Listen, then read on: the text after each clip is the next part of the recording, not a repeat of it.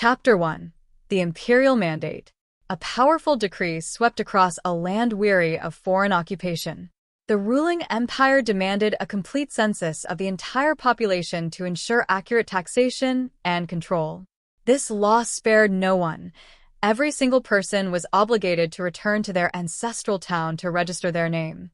Among those forced to travel was a young craftsman and his young wife, who was in the final stages of her first pregnancy.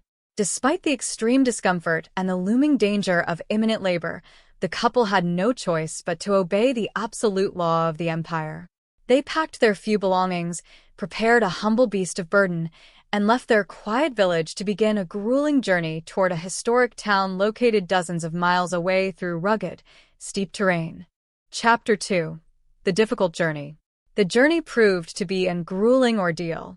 The path stretched through dusty valleys, rocky roads, and steep mountain climbs. For a woman carrying a child so close to birth, every step of the animal she rode brought exhaustion, and every jolt caused physical strain. The elements offered no mercy. The daytime heat gave way to a biting, freezing cold as evening fell over the desert landscape. The husband walked faithfully beside the animal, guiding it safely through the darkness, constantly watching the horizon for bandits or wild beasts, and checking on his weakening wife. As the contractions grew closer and more intense, the urgency to find shelter became a matter of life and death, but the distant lights of the destination were still miles away. Chapter 3. Arrival in a Chaotic Town. When the traveling couple finally reached the outskirts of the ancient town, they were met with overwhelming chaos instead of a peaceful refuge. The town was bursting at the seams. Thousands of travelers had flooded the area for the registration, choking the narrow cobblestone streets with crowds, camels, and livestock. The night air was thick with the shouting of merchants, the cries of tired children, and the heavy footsteps of patrolling soldiers. Desperate to find a place for his wife to give birth, the husband began knocking frantically on doors. He pleaded with the first homeowner, explaining that his wife was in labor, but was rudely turned away because the house was already packed with wealthier guests. He tried another home, and then another, but received the same painful response everywhere. The entire town was completely full, and the doors of hospitality were firmly shut. Chapter 4. The Final Rejection. With time running out and the labor pains becoming unbearable, the husband made one final, desperate attempt at the largest lodging place near the edge of town. He pounded on the heavy door, begging for mercy and a simple corner near a fire, fearing that his wife and unborn child would perish in the freezing night air.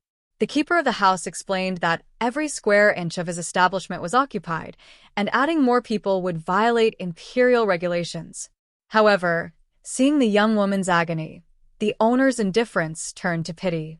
While he had no room inside the house, he offered a crude alternative, a dark cave carved into the limestone hillside behind the property, used as a sheltering place for a donkey, an ox, and sheep. It was dry, relatively quiet, and away from the crowded streets. Grateful for any shelter, the couple accepted. Chapter 5. The Humble Birth. The shelter was a place of extreme poverty, smelling of damp earth, old hay, and animals. It was a dwelling meant for beasts, not humans, yet it became the sanctuary for the arrival of new life. The husband quickly cleared away the dirt, gathering clean straw to create a makeshift bed, and wrapped his own cloak around his shivering wife. In the isolation of that hillside cave, the cries of a newborn baby finally pierced the quiet night. The mother wrapped her firstborn son tightly in strips of linen cloth to shield him from the cold. Lacking a cradle or a proper crib, she gently laid the newborn down to sleep inside a wooden feeding trough filled with fresh, sweet-smelling hay. Chapter 6. The Celestial Announcement. While the small family rested in the hidden cave, a spectacular event occurred in the nearby hills. A group of poor, low-class herdsmen were out in the open fields, staying awake to guard their flocks from predators. Suddenly, the darkness split open as a brilliant, blinding celestial light enveloped the fields, causing the workers to fall to the ground in absolute terror. A heavenly messenger appeared, telling them not to fear, because a message of immense joy for all humanity was being delivered.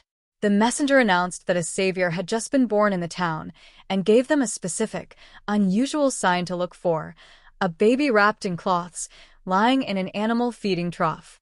Instantly, the sky filled with an immense, magnificent choir of heavenly beings praising the Creator and proclaiming peace to the earth, before vanishing back into the heavens. Chapter 7.